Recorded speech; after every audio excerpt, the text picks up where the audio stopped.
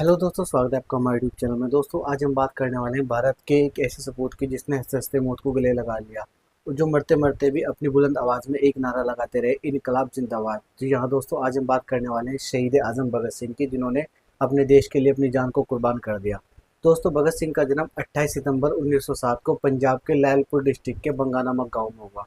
दोस्तों जब ये पैदा हुए तो इनके चाचा और इनके पिताजी जेल में बंद थे, क्योंकि स्वतंत्रता संग्राम में सक्रिय रहते थे। इसका मतलब है देशभक्ति इन्हें विरासत में मिली है। दोस्तों भगत सिंह को किताबें पढ़ने का बहुत शौक था। जब ये जेल में बंद थे तो इन्होंने लगभग 300 किताबें पढ़ी और कुछ लेख भी लिखे, जैसे मैं नास्तिक क्यों, साम्राज्यवाद मुर्दाबाद, असेंबली बम कांड, कर्तव्य, विद्रोह और क्रांतिकारी आदि लेख भी इन्होंने लिखे। दोस्तों जहाँ बच्चे खेल में मशगूल होते थे, वहाँ भगत सिंह मिट्टी में बंदूक को ढूंढा करते थे और कहते थे मैं बड़ा होकर फौजी बनूंगा और अंग्रेजों से लड़ूंगा। सन 1919 में जब जलियांवाला बाग हत्याकांड की घटना हुई, जिसमें हजारों निर्दोष लोगों की जान गई, जब ये घटना भगत सिंह को पता चली तो भगत सिंह अपने घर से पैदल निकल पड़े और जलियांवाला बाग तक 19-20 किलोमीटर का सफर करके जब वहां पर पहुंचे तो उन्होंने जब खून से सनी मिट्टी देखी तो उनके मन में अंग्रेजों के खिलाफ जो आग थी वो और भड़क उठी। अब उन्होंने ठान ली थी कि अंग्रेजों को कुछ भी करना है, इस देश से अंग्रेजों को निकालना है।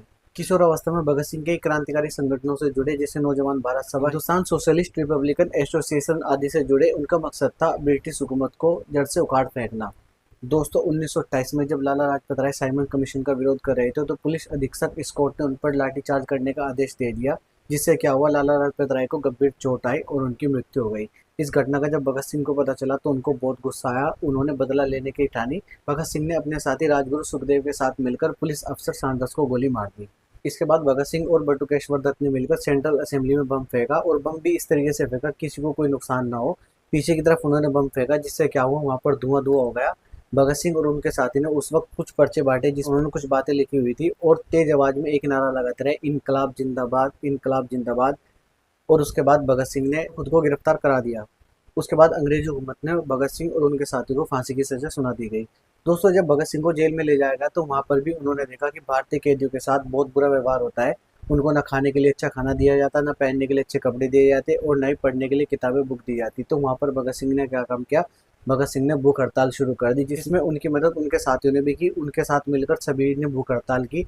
भगत सिंह की भूख हड़ताल ने न तो केवल जेल की व्यवस्था को सुधारा, बल्कि जो क्रांतिकारी कैदी थे उनके लिए भी आंदोलन शुरू किया। दोस्तों भूख हड़ताल के 63वें दिन भगत सिंह के एक साथी जतेंद्र नाथ दास की मृत्यु हो गई। दोस्तों फिर अचानक 23 मार्च 1931 को रात शाम 7 बजे अंग्रेज हुकूमत ये फरमान जारी कर देती है कि अभी भगत सिंह और उनके साथियों को फांसी दे दी जाए। तो भगत सिंह को 24 मार्च सुबह 7 बजे फांसी होनी थी, लेकिन अंग्रेजों ने 23 मार्च शाम 7 बजे भगत सिंह और उनके साथियों को फांसी दे दी गई। दोस्तों अंग्रेजों ने सोचा कि इनका अंतिम संस्कार जेल में कर दिया जाए, लेकिन दोस्तों अंग्रेजों को ये भय था कि बाहर खड़ी पब्लिक जेल पर हमला ना कर दे। तो उन्होंने क्या काम किया, जेल की पिछली दीवार तोड़कर एक गाड़ी लाकर उसमें तीनों के शव को रखा और फिरोजपुर के सतलज नदी के घाट पर तीनों को जलाने का फैसला किया। जैसे अंग्रेज लोग उनका अंतिम संस्कार करने के लिए तैयार हुए, उन्होंने चिता को आग लगाई, तभी गांव के लोग इकट्ठा होकर वहां पर पहुंच गए और जैसे अंग्रेज लोगों ने गांव वालों को वहां पर आते देखा, अंग्रेज लोग सभी वहां से भाग गए और जो चीता थी वो अर्ध जली थी। अर्ध जली चीता को गाँव वालों के हवाले कर दिया गया। गाँव वालों ने अगले दिन फिर उनका अंतिम संस्कार किया।